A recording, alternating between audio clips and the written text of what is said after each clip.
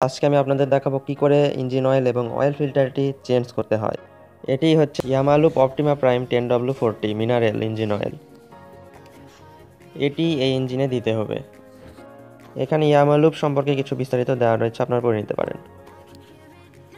তারপর রয়েছে একটি অয়েল ফিল্টার, যেটিও পরিবর্তন করা উচিত। আপনারা সময় মতো এটি পরিবর্তন করে নেবেন যখন ইঞ্জিন অয়েলটি দিবেন। এছাড়াও রয়েছে একটি কাগ, যেই কাগ দিয়ে এখানে ইঞ্জিন অয়েলটি ঢালতে হবে। এছাড়াও এখানে প্রয়োজনীয় যন্ত্রপাতি রয়েছে, যেটা যেটা কাজে লাগে সেটা ইউজ করব। আর এখানে ইঞ্জিন অয়েলটি ড্রেন দিয়ে বের করে দেওয়া হবে। এই নাটটা খোলা যাক, চলুন দেখা যাক কতদূর কি করতে পারি।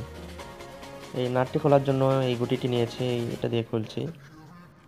এই ইঞ্জিনের ড্রেনের নাটটি যেভাবে আপনারা খুলছেন সেভাবেই ভালো করে আবার লাগিয়ে দিবেন। তাছাড়া কিন্তু আপনারা যখন বাইকটি রাইড করবেন তখন ঝাঁকিতে কিন্তু এই নাটটি খুলে যাওয়ার সম্ভাবনা থাকে এবং এতে করে ইঞ্জিন অয়েলটি পড়ে যেতে পারে, আর আপনি সেটা সহজে টেরও পাবেন না। এক সময় দেখা গেল ইঞ্জিন অয়েলটি পড়তে পড়তে শেষ হয়ে গেল, তখন আপনার গাড়ি থেকে একটি পোড়া গন্ধ আসবে। এটাই কিন্তু মেন সমস্যা ইঞ্জিনের। তাই আপনারা দেখে শুনে নাটটি লাগিয়ে দিবেন যারা বাসায় আপনারা এটা করতে চান। এটি শোরুম থেকে করলে অনেক ভালো হয়।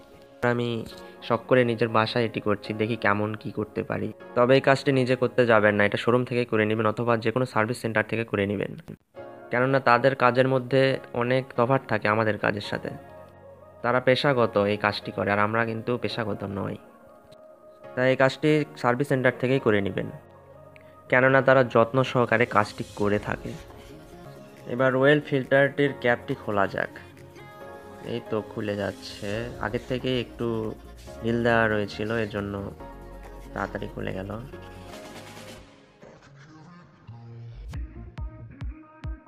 এই নাটটির কাজ শেষ, এখন লাগিয়ে দেওয়া যাক। এখন এই ইঞ্জিন অয়েলটির মুখ খুলতে হবে, এইটা দিয়ে বাড়ি দিলেই খুলে যাবে। এই তো খুলে গেছে। এখন ইঞ্জিন অয়েলটি ঢালা যাক।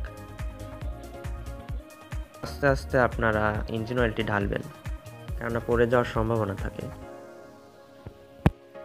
ইঞ্জিন অয়েলটি ঢালা প্রায় শেষ, তো এখন মুখটি লাগিয়ে দেব, কেননা ইঞ্জিন অয়েল দেওয়া শেষ। ভালো করে এটি টাইট দিবেন যাতে ইঞ্জিন অয়েলটি বেরিয়ে না যায়।